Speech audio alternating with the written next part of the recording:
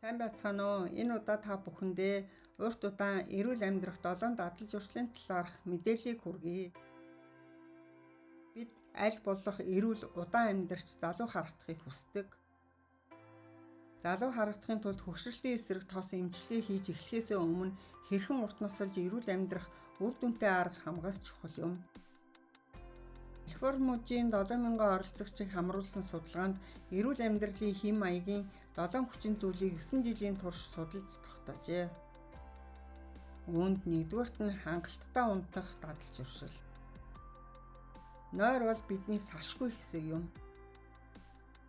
Хятад, Европ болон бусад оронд хийсэн судалгаагаар 7-8 цаг унтах нь эрүүл мэнд урт насалтанд чухал нөлөөтэй болохыг баталсан байна.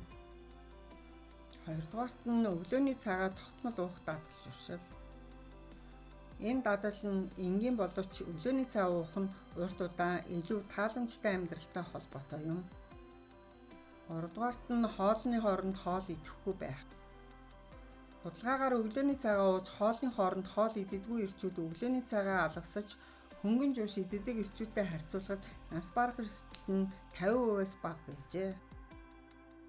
За дөрөвдүгээрт нь биеийн жингээ тогтмол хэмжээнд барь. Та шинэ хүнсний ногоо хэрэглэснээр биеийн жингийн индексээ бууруулж эрүүл эрсдэл багтаж энд ойртох магадлал өндөр болох болно. Тавдугаарт нь тасал хөдөлгөөнийг тогтмол хийх дадал. Эрүүл мэндийн бие бэлтрийн эрүүл чирэг байдал дасгал хөдөлгөөнтэй уялдаа холбоотой байдаг. Хөдөлгөөн бол хүний амьдралын нэг чухал зүйл юм.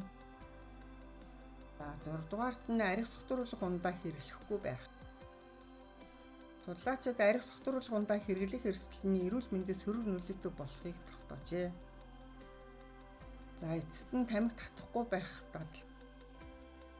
Эдгээр амьдралын хэм маягийн 3-аас цөөхөнгийн энэ баримтлсан хүмүүсийн 12-оос 20% нь нас барсан судалгаа гарсан байна. Харин 7 дадлыг бүгдийг нь баримтлсан оролцогчид урт удаан эрүүл амьдарч ердөө 5.5% нас барсан үзүүлэлттэй байсан байна.